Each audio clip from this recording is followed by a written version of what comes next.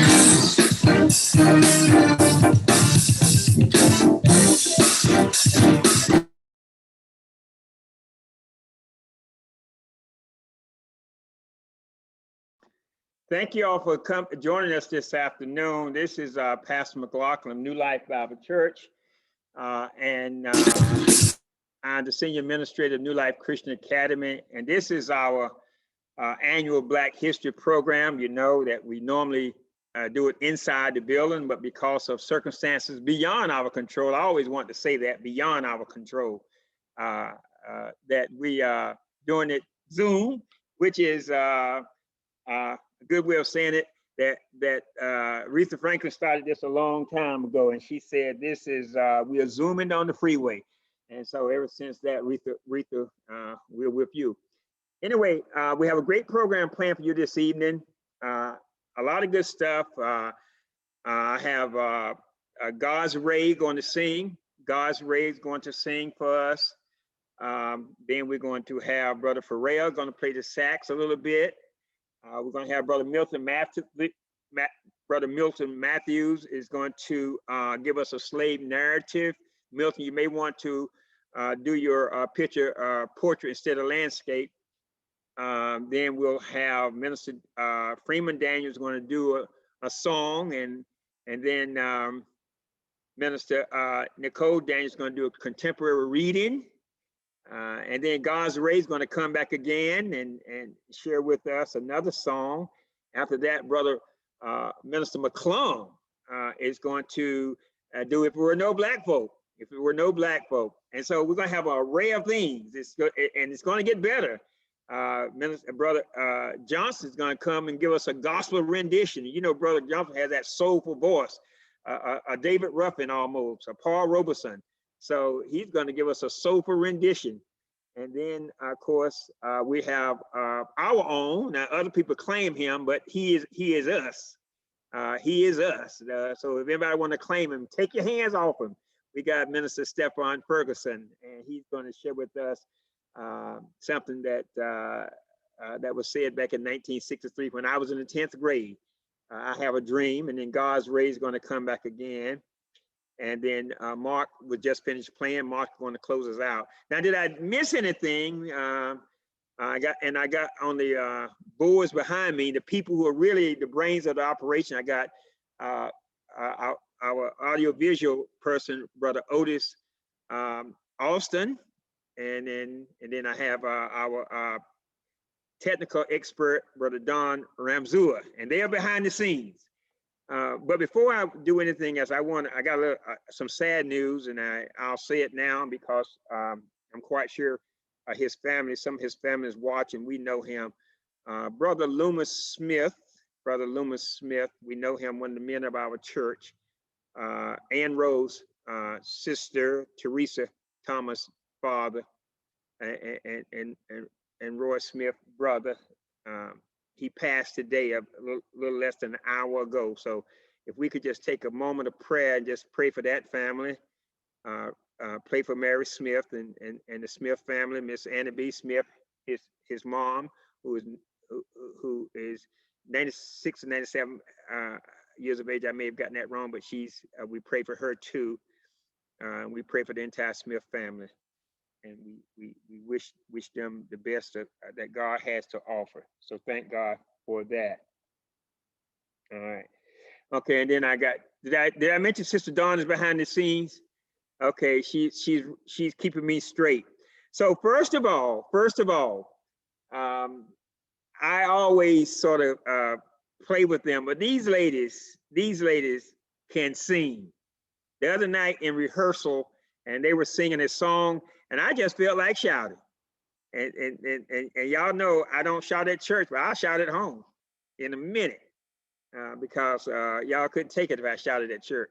So, so with that in mind, we're going to start off. We're going to ask God's Ray to sing what John Johnson and his wife wrote way back over 100 years ago. Lift every voice and sing. So let's give it up for God's Ray, Arisha, Yvette, and Robin. Robin, Arisha, and Yvette, I guess that's the way to put it. God's Ray. Lift every voice and sing till earth and heaven ring with the harmony of liberty. Let our rejoicing rise high as the listening skies. Let it resound loud as the rolling sea. Sing a song full of the faith that the dark past has taught us. Sing a song full of the hope that the present has brought. Facing the rising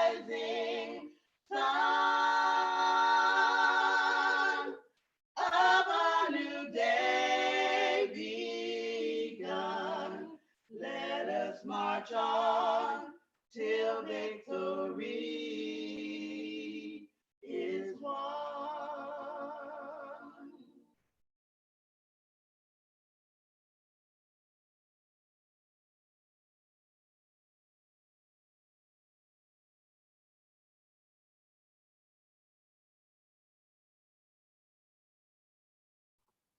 We're going to have our next, if I can get my speaker, God's ready to mute their sound if you haven't already.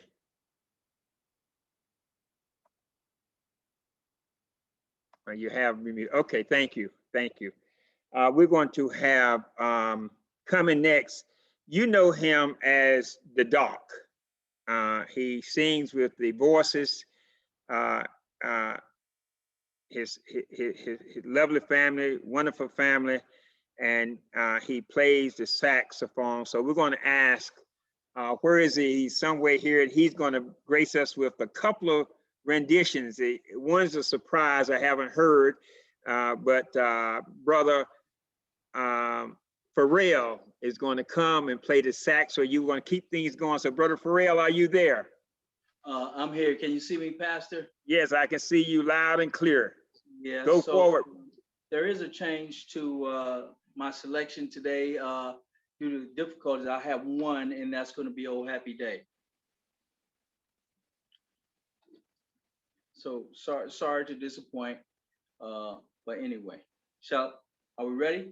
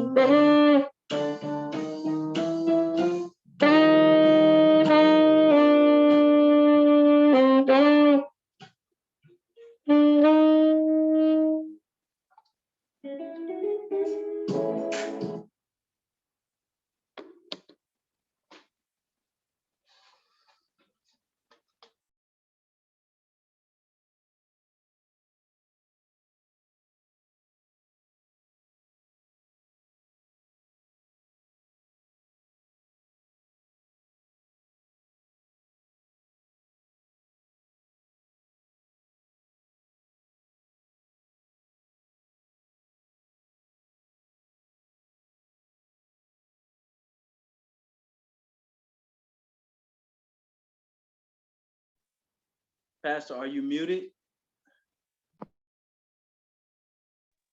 Okay. Yes, I'm good, brother Ferrell. I said one of the things that we're going to do is going to move on to brother. Slavery was not a good time for blacks. Let's just be candid about that. Slavery was not a good time, and during slavery time, blacks suffered tremendously, tremendously, and the happy-go-lucky colored, Bojingle type person didn't exist. If we smiled, it was because we were hiding tears. If we danced, it's because we were shading the pain that we were going through.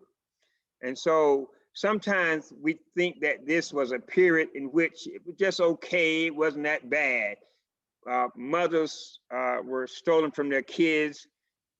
Kids were stolen from their mothers. Families were broken up, and so many terrible things.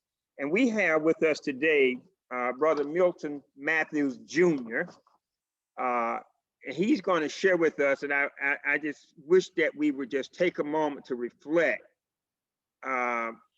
what our ancestors had to go through.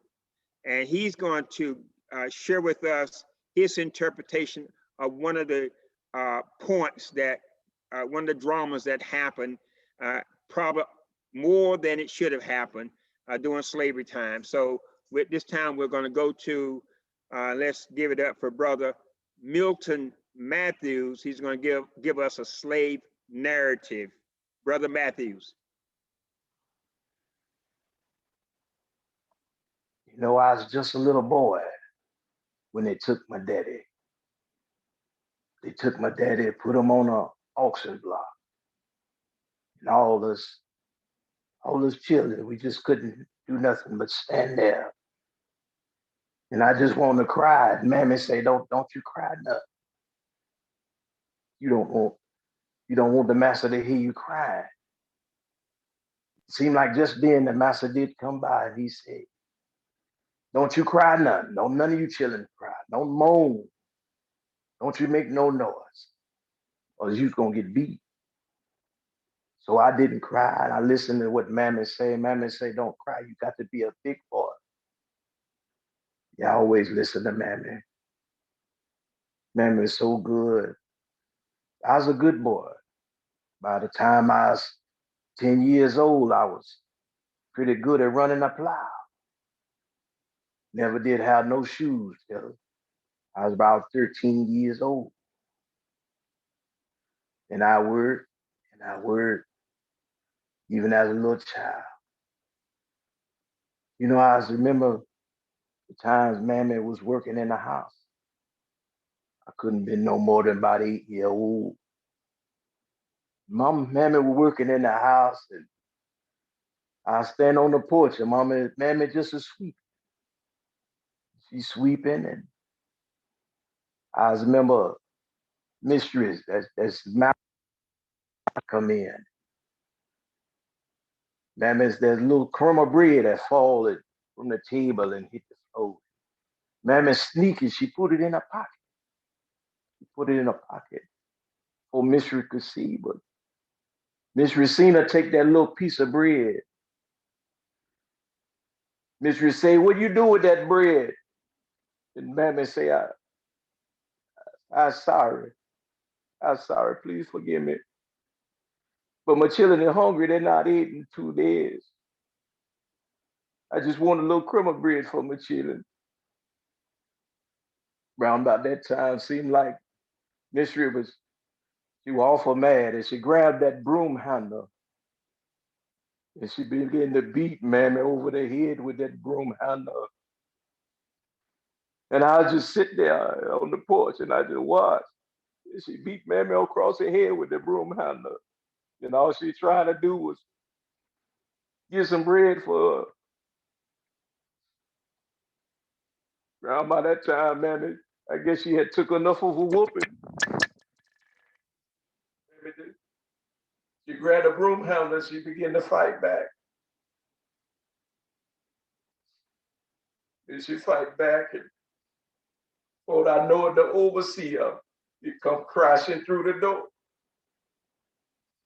And that overseer, he come through the door and he grabbed Mammy. Yes, he did. He grabbed Mammy, drug on out the house. I know what was about to happen. I know what's about to happen. And I stand there and I tear roll down my face. And the overseer took Mammy all the way down to the hog pen. He took her down to the hog pen and tied her down to a post. And he tied her to the post and stripped all the clothes off of her. All the clothes off of her. And they take what they call a cat o' nine tail. It's a rawhide whip. He cut all through the skin and he began to whip Mammy. And he whooped Mammy and he whooped Mammy and he whooped Mammy. He whooped Mammy. He beat Mammy. The blood was running everywhere. And I hear Mammy cry and scream. And I hear wails out off the doors. And I couldn't do nothing. I just couldn't do nothing. And he whooped her and he whooped her. It seemed like he never gonna stop whooping. And all she's trying to do was get crumb of bread for us children. After he done whooped her and the blood is running down and the wounds is open on her back. Go down to the smokehouse. If there's not enough, grab a box of salt. And they took the salt and they mashed in the vein, in the wounds, and where the blood was running down, he mashed salt into, all into her back. The mama just cried, man, just cried, and I just cried. There was nothing I could do.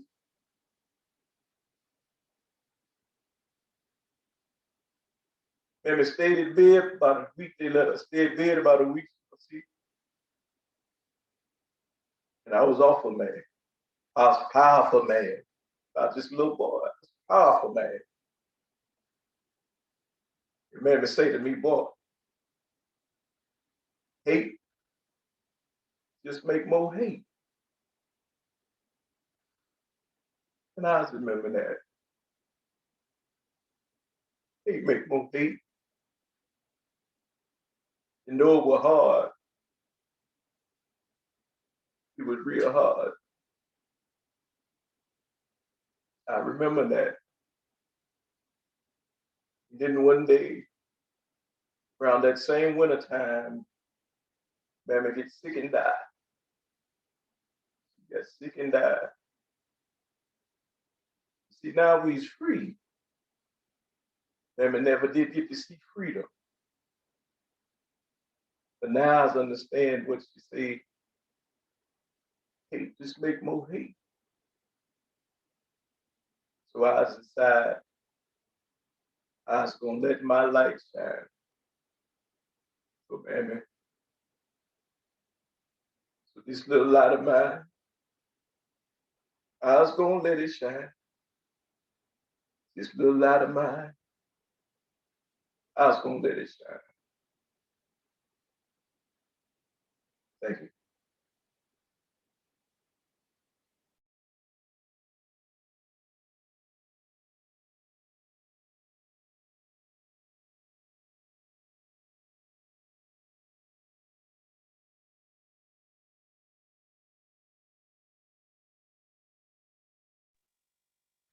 Thank you, Brother Matthews. Sometimes we won't forget. We should never forget. We should never forget. Brother Minister Daniels, Jordan River. The significance of Jordan River was an escape from slavery, from the oppressed. It was the borderline between heaven and earth. That border was considered Jordan. I'd rather be free in my grave to be a slave for the rest of my life.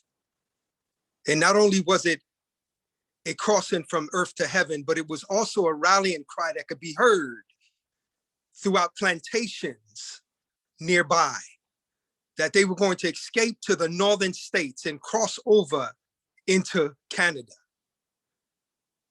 The border between the northern states and Canada was considered Jordan. And the ones that were there that have made it before them was going to help them to cross. That's why I chose this song, Jordan River, because we all experience freedom today because of what they did. Jordan River, oh, I'm bound to cross. Oh, Jordan River, yeah, I'm bound to cross. Oh, Jordan River, yeah, I'm bound to cross. 'Cause I got one more river to cross. Oh, mother, she'll be waiting, yeah, and she's gonna help me to cross. Oh, my mother will be waiting, yeah, and she's gonna help me to cross. Oh, my mother, she'll be waiting, yeah, and she's gonna help me to cross. 'Cause I got one more river to cross. Oh, my father, he'll be waiting, yeah, and he's gonna help me to cross. Oh, my father, he'll be waiting, yeah, and he's gonna help me to cross. Well, my father, he'll be waiting, yeah, and he's gonna help me to cross. 'Cause I got one more river to cross. You know what? Well, my Jesus, he'll be waiting, yeah, and he's gonna help me to cross. Well, my Jesus, he'll be waiting, yeah, and he's gonna help me to cross. Well, my Jesus, he'll be waiting, yeah, and he's gonna help me to cross. 'Cause I got one more river, I got one more river, I got one more river, I got one more river, I got one more river to cross. To God be the glory.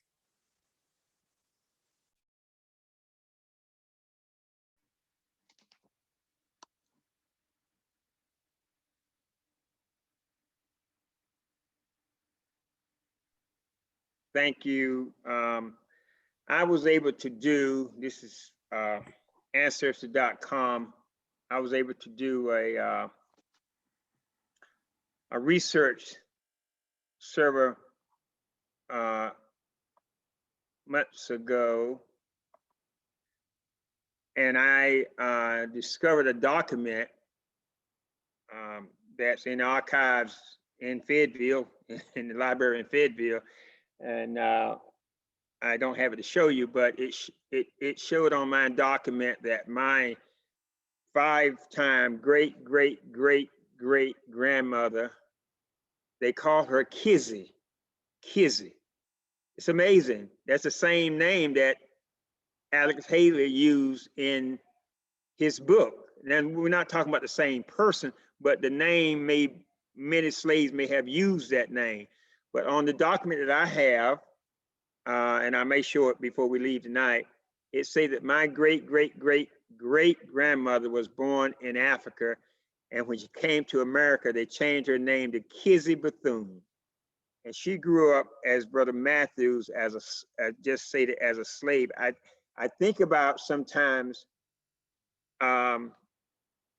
honoring those who came before us, but sometimes we glorify their memory. They suffered tremendously. I think about, oh, that's my great-great-great-great-grandmother. Boy, I found her. But I forget, she suffered tremendously, as all slaves did. We must never forget.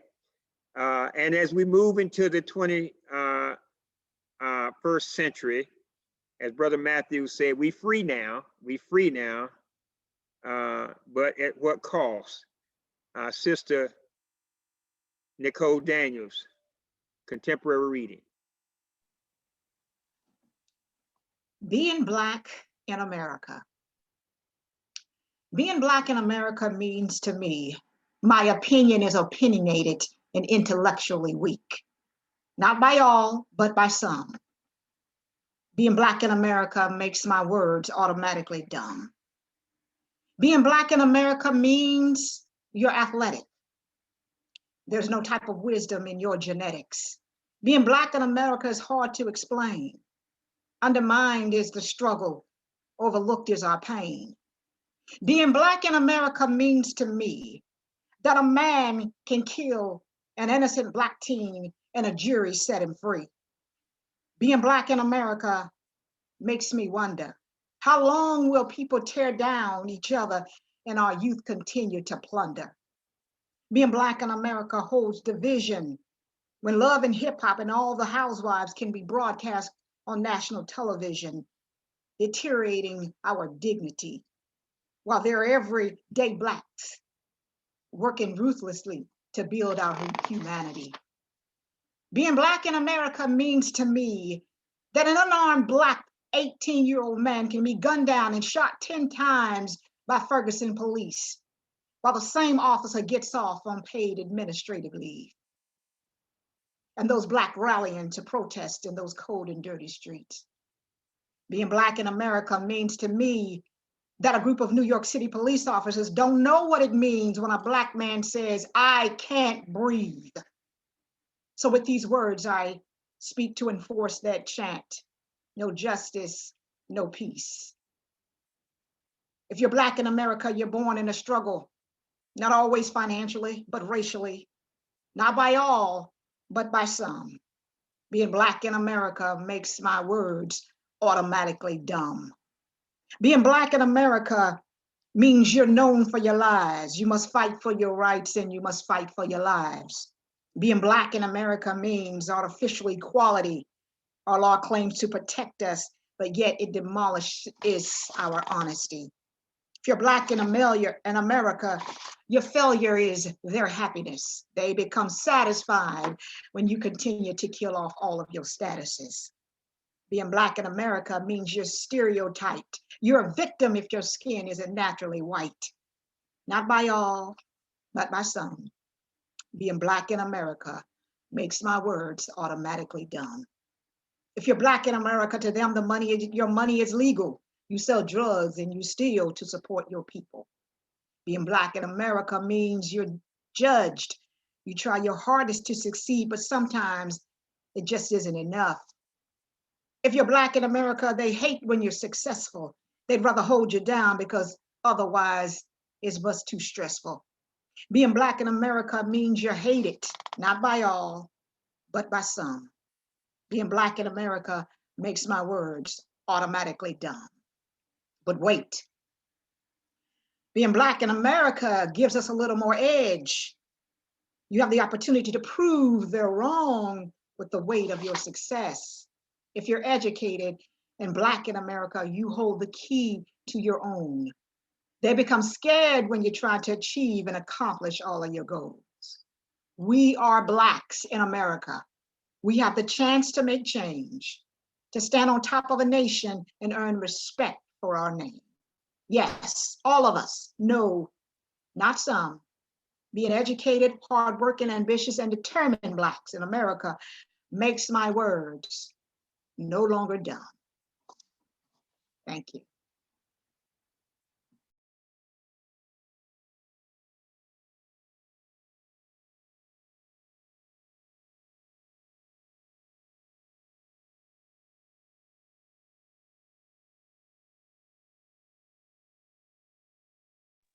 Thank you, Sister Nicole.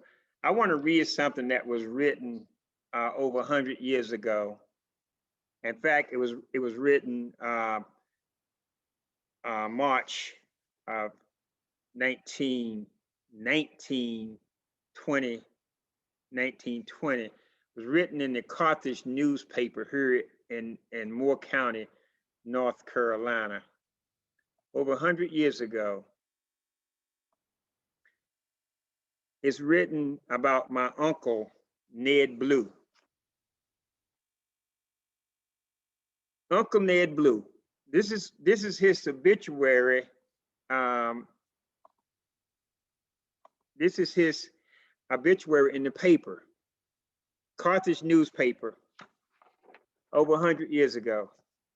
For a Black to have his obituary in the paper was a feat of itself. 1920. Uncle Ned Blue, an age-respected colored man, died Friday and was buried in the colored cemetery. He was an ex-slave of Malcolm Blue. And this is my great-grandfather, Ned Blue. He was the ex-slave of Malcolm Blue. Now, if you go to Southern Pines now and go to Aberdeen, many of you have been there, you have seen the Malcolm Blue plantation. It exists today. That's where my great-grandfather grew up as a slave. Malcolm Blue moved his family to Southern Pines because his slave master, Ned Blue moved his family to Southern Pines because his slave master wanted him to work for his niece. So my great-grandfather became the slave of Malcolm Blue's niece. Right today in Southern Pines, I've been by the plantation where my great-grandfather was a slave. It says that, and this is why he's probably in the paper, he was a polite colored man, a good darky. A good darky. Okay, let's move on. Let's move on. We have, we have God's Ray. Let's go, God's Ray. Thank you. God's Ray is back. Let's give them a standing ovation. God's Ray.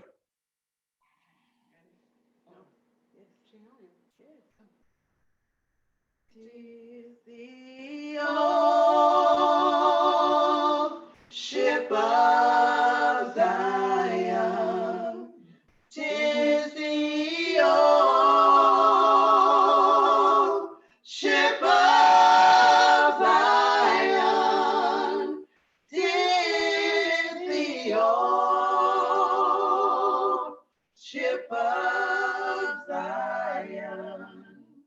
Get on board. Get on. Get on board. There's no danger in God's water. There's no danger in God's water. There's no danger in God's water. Get on board. Get on. Get on board.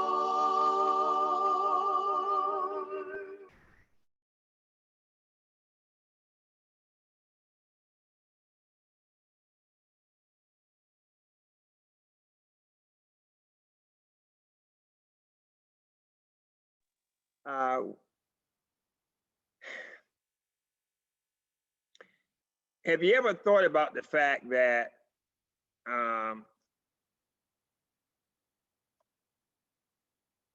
that you are Black, and when you were growing up, that maybe you didn't contribute as much to society as other races? we look at American history books and we see so much about what other folk have done and so little about what we have done. Brother McClung, Minister McClung, is going to come and enlighten us a little bit about our contributions to this great country that we live in. And the reason it's great is because of our contributions. Minister McClung. Thank you, Pastor. Can you hear me okay? All right. Thank everyone for tuning in, for watching. Especially thanks to my granddaughter, Tori. I know you're on. In reference to God's command to his people, Scripture says this to parents: you shall teach these commands diligently to your children, and shall talk of them when you sit in your house, when you walk by the way, when you lie down, and when you rise up. The title of this story is, What If There Were No Black People in America?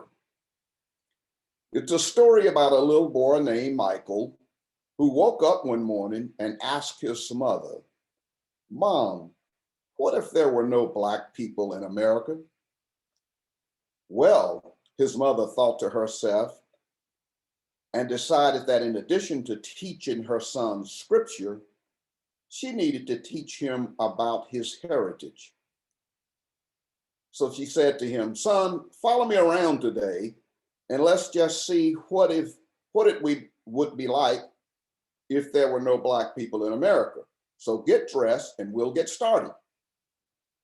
Michael ran to his room to put on his clothes and shoes. His mother took one look at him and said, Michael, where are your shoes?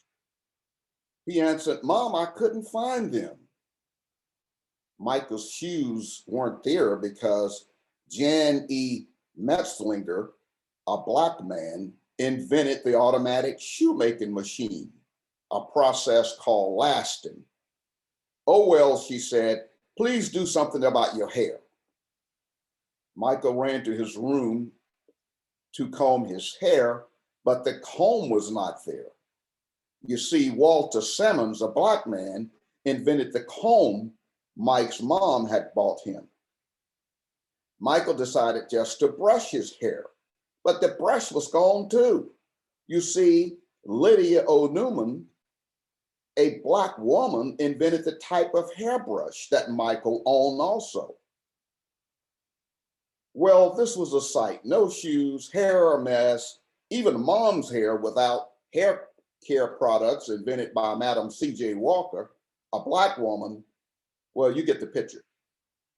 Mom told Michael, let's do our household chores and then take a trip to the grocery store. Michael's job was to sweep the floor. He swept, and swept. When he reached for the dustpan, it wasn't there. So he swept the trash into a corner of the room. You see, Lord P. Ray, a Black man, invented the modern dustpan.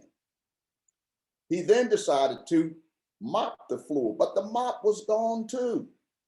You see, Thomas W. Stewart invented the modern day mop, which squeezes the water out with the lever instead of your hands. Mom then asked Michael to go get a pencil and some paper to prepare the list for the market. So Michael ran for the paper and pencil, but noticed the pencil lead was broken. Well, he was out of luck because John Love, an African-American, invented the pencil sharpener. They made their way outside to the car and found that it just wouldn't go. You see, Richard Spikes, a Black man, invented the automatic gear shift, and Joseph Gamble invented the supercharger system for the internal combustion engine. When they got outside to the car and began walking, they can see a huge automobile accident at the intersection at the street near their house because there was no traffic signal. You see, Garrett A. Morgan, a Black American, invented the 3-position traffic signal. Well, it was getting late, so they walked hurriedly to the market to get their groceries. But upon arrival, they discovered there were no cold items like meat, milk, butter, and eggs, because Frederick McKinley Jones, an African-American, invented the refrigeration system used to transport cold and frozen foods to the grocery stores. So they returned home. By this time, it was getting cold, and Mike went to turn up the heat. And what do you know? There was no thermostat. You see, Alice Parker, a Black woman, invented the heating furnace. Even in the summertime, they would have been out of luck because Frederick Jones, an African-American man, invented the air conditioner. It was almost time for Mike's father to arrive home. Mike's dad would take the elevator from the 20th floor, but the elevator doors would not open. You see, Alexander Miles, a Black man, invented a device to ensure the floor to elevators would be in place before the doors opened. This made elevators safe to ride. Mike's dad usually dropped off the office mail at a nearby mailbox, but it was no longer there because Philip Downing, a Black man, invented the letter drop mailbox, and William Barry invented the postmarking and canceling machine. Mike and his mother sat at the kitchen table with their head in their hands. When Mike's dad arrived, he asked, "Why are you sitting in the dark?" Why? Because Lewis Howard Latimer, a Black man, invented the carbon filament for the light bulb that made electric lighting practical for homes. So because his mom taught her son scripture and the history of his foreparents, Mike quickly learned what it would be like if there were no Black people in America, just by learning the history of the ordinary things we use every day. I will end this story with a quote from Carter G. Woodson, the founder of Black History Celebration. And I quote, "If a race has no history, if it has no worthwhile tradition, it becomes a non-factor in the thought of the world, and it stands in danger of being exterminated. Teach your children." Carter G. Woodson. Thank you.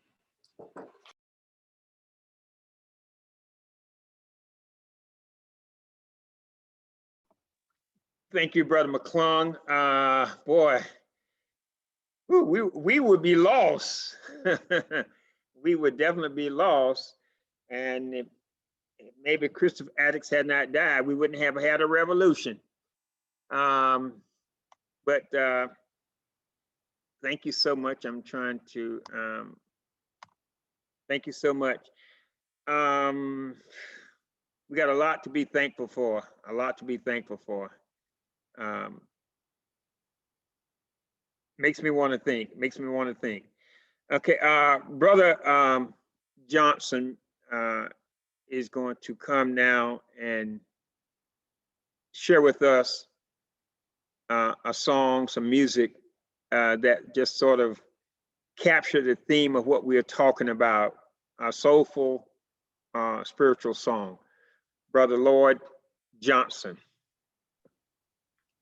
Good afternoon, everybody. In Psalms, the 150th chapter, on the 6th verse, it says, "Let everything that has breath praise ye the Lord."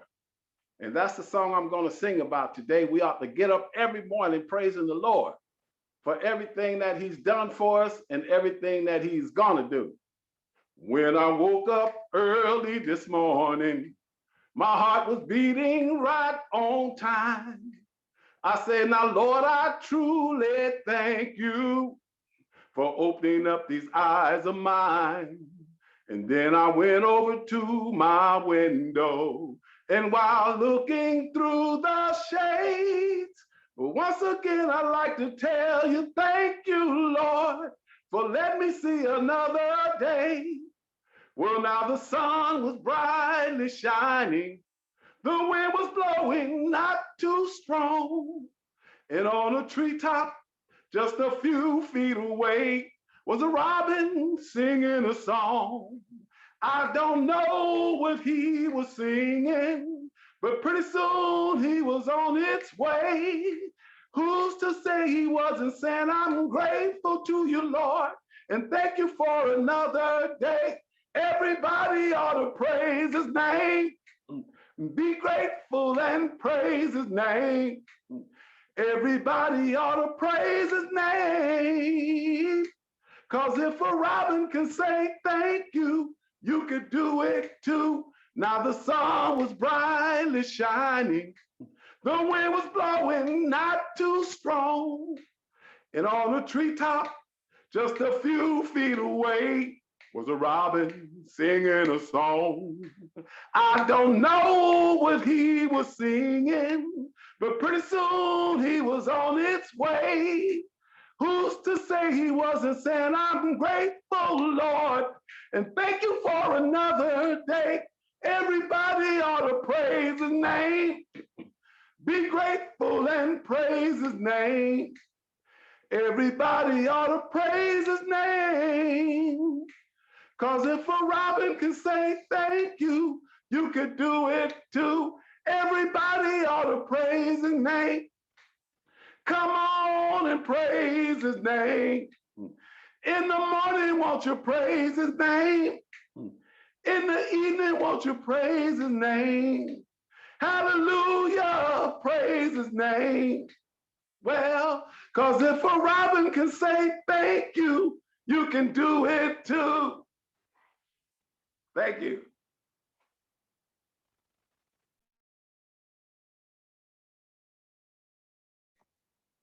If a robin can say it, we can do it too, Brother Johnson. Great job. I like that. That sort of gets us into another mood. The hour is going by so fast, and getting a lot of feedback, a lot of comments. Thank you all for watching. Back in 1963, in August, an event took place that changed the landscape. And we have with us someone who's going to share and take us back to that point in time, not only verbally, but he's going to take us back in terms of our hearing. We're going to feel it, we're going to hear it, we're going to see it. 1963,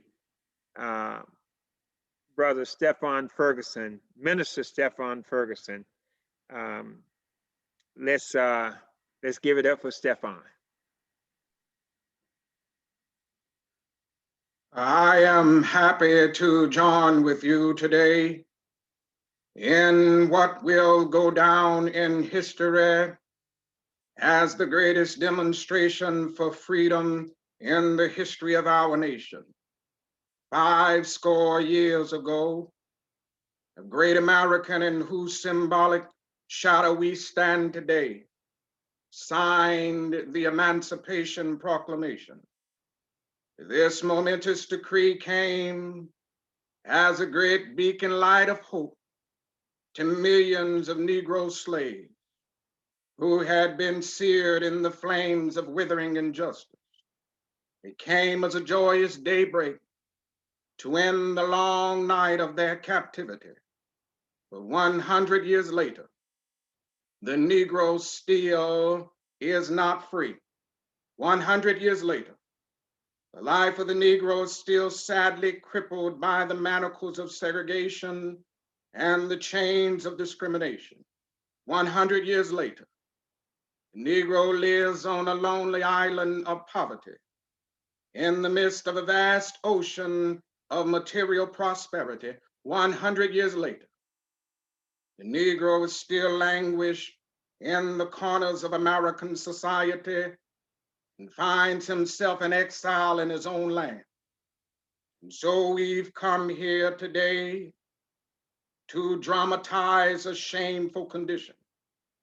In a sense, we have come to our nation's capital to cash a check. When the architects of our republic wrote the magnificent words of the Constitution and the Declaration of Independence, they were signing a promissory note to which every American was to fall heir. This note was a promise that all men, yes, black men as well as white men, would be guaranteed the unalienable right to life, liberty, and the pursuit of happiness. It is obvious today that America has defaulted on this promissory note insofar as her citizens of color are concerned. Instead of honoring this sacred obligation, America has given the Negro people a bad check, a check which has come back marked insufficient funds. But we refuse to believe that the Bank of Justice is bankrupt. And we refuse to believe that there are insufficient funds in the great vaults of opportunity of this nation. So we've come to cash this check, a check that will give us upon demand the riches of freedom and the security of justice. We have also come to this hallowed spot to remind America of the fierce urgency of now. This is no time to engage in the luxury of cooling off or to take the tranquilizing drug of gradualism. Now is the time to make real the promises of democracy. Now is the time to rise from the dark and desolate valley of segregation to the sunlit path of racial justice. Now is the time to lift our nation from the quicksands of racial injustice to the solid rock of brotherhood. Now is the time to make justice a reality for all of God's children. It would be fatal for the nation to overlook the urgency of the moment. This sweltering some of the Negroes' legitimate discontent will not pass until there is an invigorating autumn of freedom and equality. 1963 is not an end, but a beginning. Those who hope that the Negro needed to blow off steam and will now be content will have a rude awakening if the nation returns to business as usual. There will be neither rest nor tranquility in America until the Negro is granted his citizenship rights. The whirlwinds of revolt will continue to shake the foundations of our nation until the bright day of justice emerges. But there's something that I must say to my people who stand on the warm threshold which leads into the palace of justice. In the process of gaining our rightful place, we must not be guilty of wrongful deeds. Let us not seek to satisfy our thirst for freedom by drinking from the cup of bitterness and hatred. We must forever conduct our struggle on the high planes of dignity and discipline. We must not allow our creative protest to degenerate into physical violence. Again and again, we must rise to the majestic heights of meeting physical force with soul force. The marvelous new militancy which has engulfed the Negro community must not lead us to a distrust of all white people. For many of our white brothers, as evidenced by their presence here today, have come to realize that their destiny is tied up with our destiny. They have come to realize that their freedom is inextricably bound to our freedom. We cannot walk alone. And as we walk, we must make the pledge that we shall always march ahead. We cannot turn back. There are those who are asking the devotees of civil rights, when will you be satisfied? We can never be satisfied as long as the Negro is the victim of unspeakable horrors of police brutality. We can never be satisfied as long as our bodies heavy with the fatigue of travel, cannot gain lodging in the motels of the highway and the hotels of the city. We cannot be satisfied as long as the Negro's basic mobility is from a smaller ghetto to a larger. We can never be satisfied as long as our children are stripped of their selfhood and robbed of their dignity by signs stating for whites only. We cannot be satisfied as long as a Negro in Mississippi cannot vote and a Negro in New York believes he has nothing for which to vote. No, no, we are not satisfied, and we will not be satisfied until justice rolls down like waters and righteousness like a mighty stream. I am not unmindful, and many of you have come here out of great trials and tribulations. Many of you have come fresh from narrow jail cells. Many of you have come from areas where your quest for freedom left you battered by the storms of persecution and staggered by the winds of police brutality. You are the veterans of creative suffering. Continue to work with the faith that unearned suffering is redemptive. Go back to Mississippi. Go back to Louisiana. Go back to South Carolina. Go back to Georgia. Go back to the slums and the ghettos of our northern cities, knowing that somehow this situation can and will be changed. Let us not wallow in the valley of despair. I say to you today, my friends, so even though we face the difficulties of today and tomorrow, I still have a dream. It is a dream deeply rooted in the American dream. I have a dream that one day this nation will rise up, live out the true meaning of its creed. We hold these truths to be self-evident, that all men are created equal. I have a dream that one day on the red hills of Georgia, sons of former slaves and the sons of former slave owners will be able to sit down together at the table of brotherhood. I have a dream that one day, even the state of Mississippi, a state sweltering with the heat of injustice, sweltering with the heat of oppression, be transformed into an oasis of freedom and justice. I have a dream. My 4 little children one day live in a nation where they will not be judged by the color of their skin, but by the content of their character. I have a dream today. I have a dream that one day down in Alabama, with its vicious racists, with its governor having his lips dripping with the words of interposition and nullification, one day right there in Alabama, little black boys and black girls will be able to join hands with little white boys and white girls as sisters and brothers. I have a dream today. I have a dream that one day the valley shall be exalted.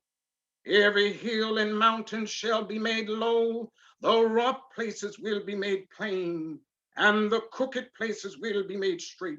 And the glory of the Lord shall be revealed, and all flesh shall see it together. This is our hope. This is the faith that I go back to the South with. With this faith, we will be able to hew out of the mountain of despair a stone of hope.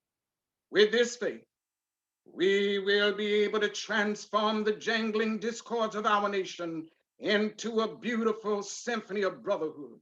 With this faith, we will be able to work together, to pray together, to struggle together, to go to jail together, to stand up for freedom together, knowing that we will be free one day. This will be the day. This will be the day when all of God's truth will be able to sing with new meaning, my country, tears of thee. Sweet land of liberty, of thee I sing. Land where my fathers died, land of the pilgrim's pride, from every mountainside. Let freedom ring, and if America's to be a great nation, this must become true. So let freedom ring from the prodigious hilltops of New Hampshire. Let freedom ring from the mighty mountains of New York. Let freedom ring from the heightening Alleghenies of Pennsylvania. Let freedom ring from the snow-capped Rockies of Colorado. Let freedom ring from the curvaceous slopes of California. But not only that, let freedom ring from Stone Mountain of Georgia. Let freedom ring from Lookout Mountain of Tennessee. Let freedom ring from every hill and molehill of Mississippi, from every mountainside.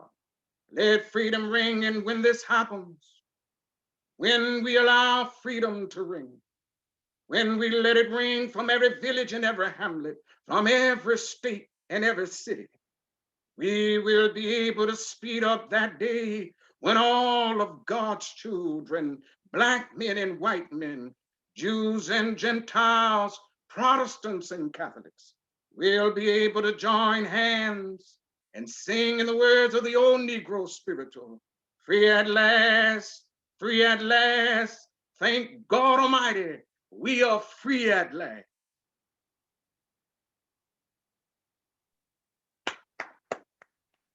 Thank you, Martin. Thank you. God's Ray, come on, God's Ray.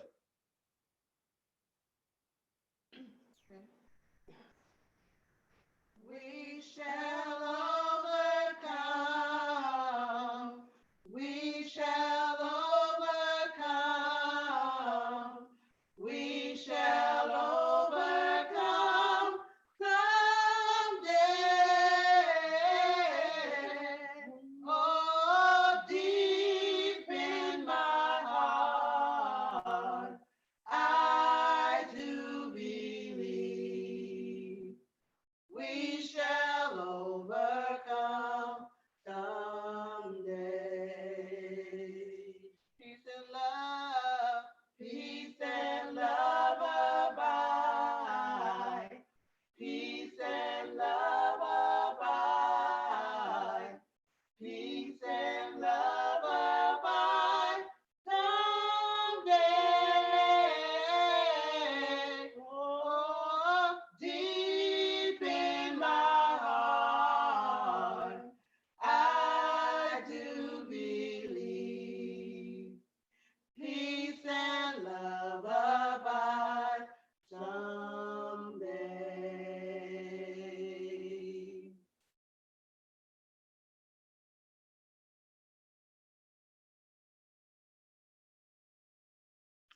Thank you so much, God's Ray, and thank you all.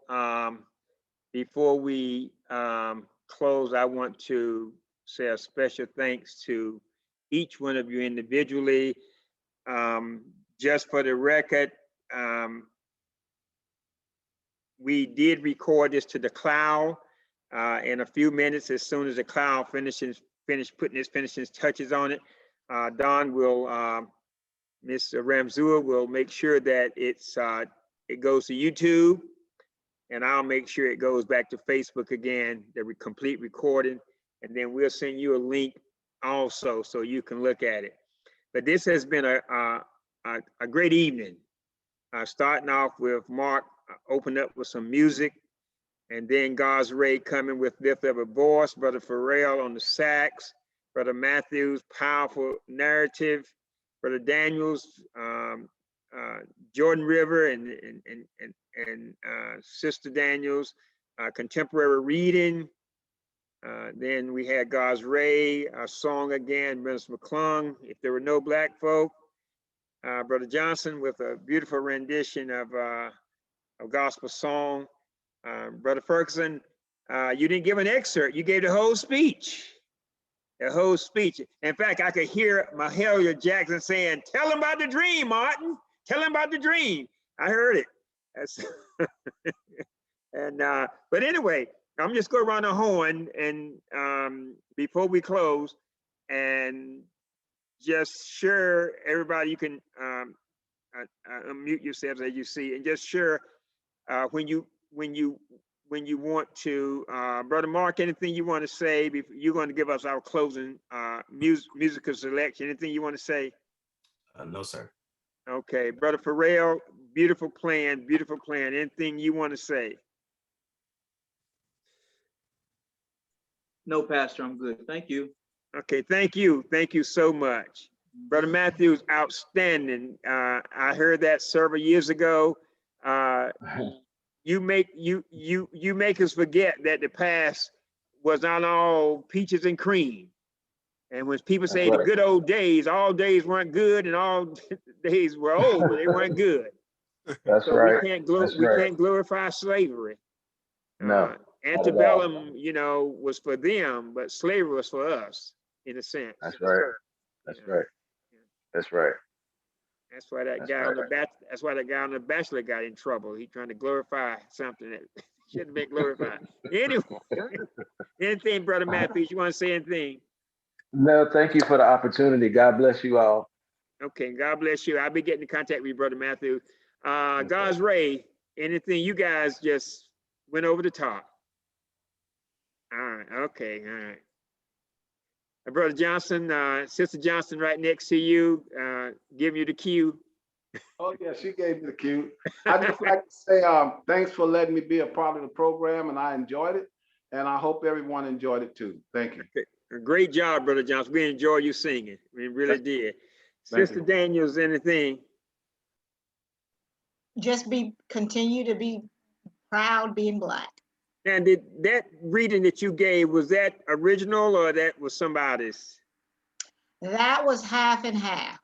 Okay, that sounded pretty powerful. I thought I heard some of you in there. That was pretty powerful. Half and half. Okay. Brother Minister Daniel, anything you want to share? Just thank you for allowing me to be a part of this and just keep hope alive.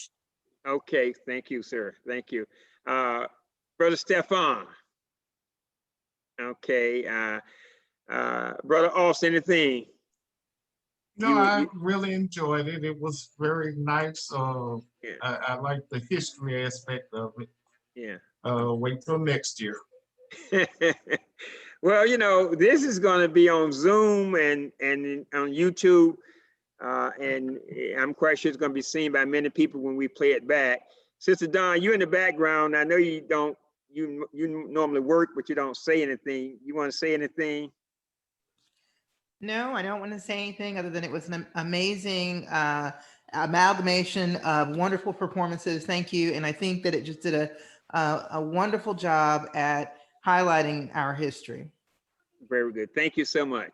And Brother McClung, with the Brother McClung, that's the Black Museum in Washington in your background, isn't it? That's correct. Okay. Trying to add a little touch. We had some trouble with my background the other night in the rehearsal. But anyway, I'd just like to say it's good to be part of this.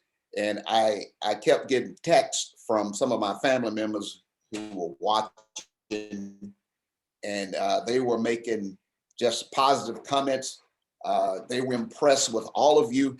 But one of my granddaughters especially said, "Hey, I like that lady. That reading, that poem." Yeah, I said, "Well, I know her. I got an autographed book by her. And another one tuned in when Stephon came on. They said, "Who's the guy doing Martin Luther King?" So that was good. That was great. Stephon, good. Nothing but positive comments. And of course, Ray, you did a good job. You were just awesome. Just nothing but feedback, good feedback from everybody performing. Okay. All right. Thank y'all so much. Brother Mark, would you give us some music? God bless all of you. Have a God bless, happy Black History Month. Go ahead, Brother Mark. We're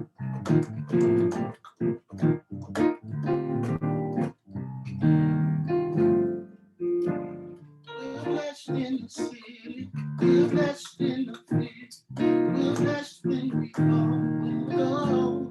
We cast down every storm, sickness and poverty must cease, for the devil is defeated.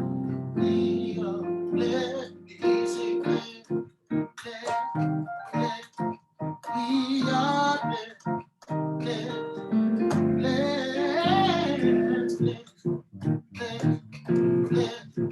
We are blessed. Hey, we're blessed in the city. We're blessed in the field. We're blessed when we come, when we go. We cast down every stronghold. Even poverty will see. For the devil is defeated. We are blessed. That's Stanley Thompson, everybody. That's Stanley Thompson. That's Stanley Thompson. Sing it, Stanley. Hey, late in the midnight hour, God's gonna turn it around. It's gonna work in your favor. Yeah. We're blessed. Said it may not look like it right now, but you're blessed. Yes, you are. Oh, my. Blessed in the sea, blessed in the field, blessed in come when we go.